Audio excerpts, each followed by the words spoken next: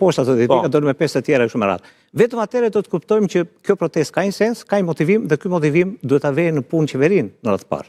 Pastaj është tjetër gjë sa mbështetje do ketë në publik. Kështu që gjykoj që me këtë elementin e parë që lidhet me protestën, po, protesta duhet vazhdoj, asnjë parti politike nuk ka arritur që të ngrejë këtë lloj fryme, pak e përditshme. As PS-ja, as PD. Atëherë, Ergis, me që një gjë vetëm për të kthyer se është çështje shumë e rëndësishme, ajo që u përmend dhe nga zoti Spahiu, që u përmend nga bashkëfolësit tu për referendumin, nëse duhet apo jo X projekt, apo kalojmë me referendum. Që të votohet paralelisht pra dhe për zgjedhjet parlamentare dhe për referendumin. Tani, po flas në terma ekonomik.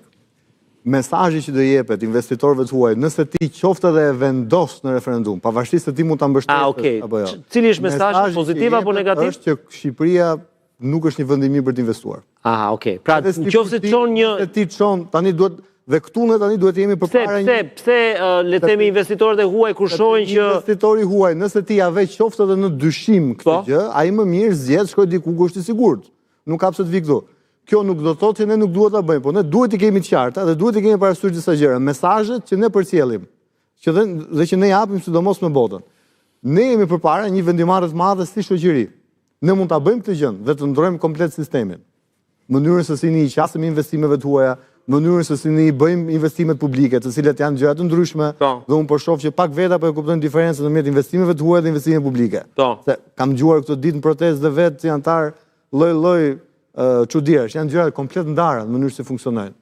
Por mënyrën si duhet ta bëjmë qeverisë në aspektin e zhvillimit social-ekonomik. Unë jam plotësisht dakord me këtë pjesë. Le ta kemi një referendum të tillë, një votim të tillë për të parë, a duhet ta ndrojmë me themel mënyrën e qeverisjes dhe zhvillimit socio-ekonomik që ne kemi, apo do Por jo të vësh në pikpyetje emrin e një investitori. Këto po thua që nëse ti e merr me emra person pra X projekt. Për shembull, nëse themi, a jeni dakord me investimin e Ivanka Trump në Zvënec? Mesazhi që ti jep të gjithë investitorëve, se po flasim për investitorë. Po qartë, nivelit. Mesazhi që jep atij niveli është në Shqipëri dëmimi i madh që bëhet Shqipërisë. Një investitor do sigurinë rreth parë.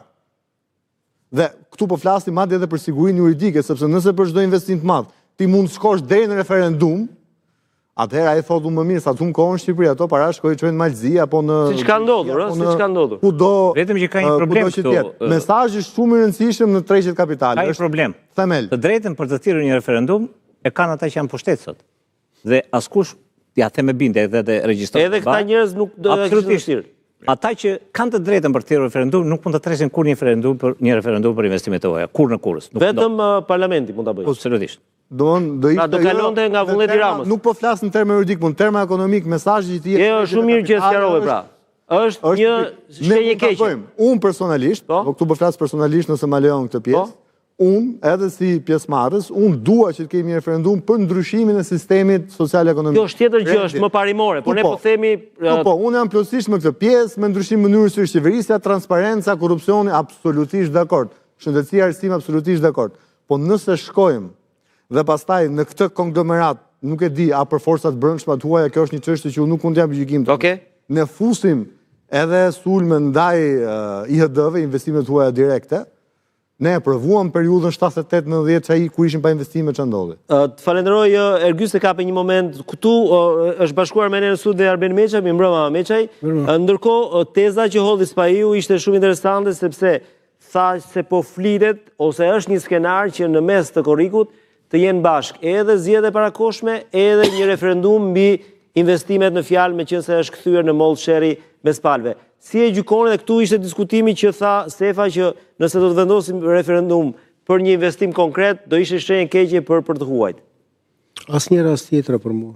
Nuk qëndron asnjë rast tjetër, pse? Rast tjetër.